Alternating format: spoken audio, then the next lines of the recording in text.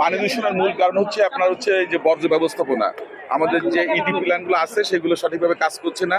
সেটা আপনার ঢাকার বুড়িগঙ্গা বলেন, শীতলক্ষা বলেন, তুরাগ বলেন, সবগুলো নদীতেই এই ধরনের সমস্যা হচ্ছে।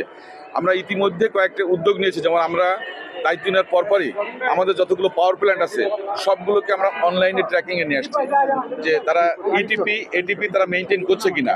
তো আমরা নারায়ণগঞ্জের ক্ষেত্রেও আমরা অলরেডি দূষণের যে উৎসগুলো সেগুলো আমরা চিহ্নিত করেছি, যে কোন কোন জায়গা থেকে দূষণটা আসছে। তো আমরা আশা করব যে আগামীতে আমরা খুবই দ্রুত উদ্যোগ নিব, যাতে আমাদের এই দূষণের যে উৎসগুলো আছে, বিশেষ করে যে বর্জ্য ব্যবস্থাপনা যেটা আর কি প্রত্যেকটা ফ্যাক্টরিতে যেটা হচ্ছে না, সেটা নিয়ে আমরা চিন্তা করছি। এবং আশা করব খুব অল্প সময়ের ভিতরে আমরা এগুলোকে আমলে নিব, কারণ নদী যদি বাঁচাতে হয়, আমাদের সভ্যতাকে যদি বাঁচাতে হয়, তাহলে এগুলোর কোনো বিকল্প নাই। ব্যবসা করব আমরা ঠিক আছে, কিন্তু পাশাপাশি তো আমাদের পরিবেশকে তো সুরক্ষা করতে হবে এবং আমাদের প্রজন্মের জন্য যে সুরক্ষা সেটা নিশ্চিত করতে হবে। আপনারা জানেন যে এই সরকার কিন্তু পরিবেশের ব্যাপারে অত্যন্ত আন্তরিক। আমরা গাছ লাগানোর মতো বা নদী খননের মতো বা খাল খননের মতো প্রোগ্রাম আমরা নিয়েছি। আমরা রিনিউয়েবল এনার্জি নিয়ে চিন্তা করছি।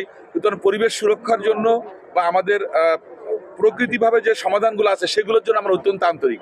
আমরা চেষ্টা করব এইসব ইন্ডাস্ট্রি যারা আছে, যারা এগুলো পলিউশন করছে, আমাদের পরিবেশ অধিদপ্তরের মাধ্যমে তাদের সঙ্গে বসে আলাপ আলোচনা করে সরকারের সহযোগিতা কীভাবে করা যায়। কারণ অনেকে আছে ইটিপি তারা চালাতে পারছে না, যেমন আমাদের যে ট্যানারি বর্জ্য আছে এটা নিয়ে আমরা শিল্প মন্ত্রণালয়ে মিটিং করেছি, বাণিজ্য মন্ত্রণালয়ে মিটিং করেছি। ওখানে দেখা যাচ্ছে যে সেন্ট্রাল ইটিপি আছে একটা সিইটিপি, কিন্তু ওইভাবে কাজ করছে না, কারণ আমাদের যতটুকু লোড নেওয়া দরকার ততটুকু ওখানে নাই। তো সেগুলো নিয়ে আমরা কাজ করছি। তো আমরা আশা করবো যে খুব অল্প সময়ের ভিতরে আমরা এগুলোকে অ্যাড্রেস করবো এবং আমরা চেষ্টা করব এইগুলোকে সহনীয় পর্যায়ে নিয়ে আসার জন্য, যেন আমাদের যে প্রাণ প্রকৃতি বা নদীর যে মৎস্য সম্পদ এগুলো যেন আমরা আবার পুনরুদ্ধার করতে পারি। আমাদের জনবল অনেক কম, আমরা দেখেছি কোনো কোনো জেলাতে 2 জন আছে বা 3 জন আছে, বাট যদি আন্তরিক হয় তাহলে অনেকটাই করা সম্ভব, কারণ এখানে জেলা প্রশাসন কিন্তু আমাদের প্রত্যেকটা উদ্যোগে পাশে থাকে।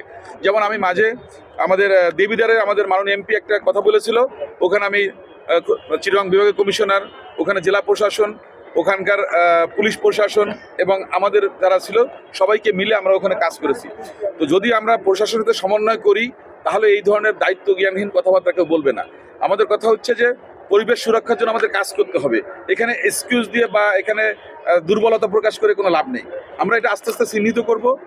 আশা করব অল্প সময়ের ভিতর বর্তমান সরকারের যে এজেন্ডা পরিবেশের সুরক্ষা, আমাদের যারা চাকরি করছে বা যারা বিভিন্ন দায়িত্ব পালন করছে তারাও এটা বুঝতে পারবে যে না আমাদের কি করা উচিত এবং কিভাবে এটাকে আমাদের মানে সুন্দরভাবে সুরক্ষা করা যায়। তো সেটার জন্য আমি আশা করি আগামীতে হয়তো এটা করতে পারবো ইনশাল্লাহ। হুররে ওয়েফারের মানচি টেস্টে টেনশন দূর রে, হয়ে যাক হুররে।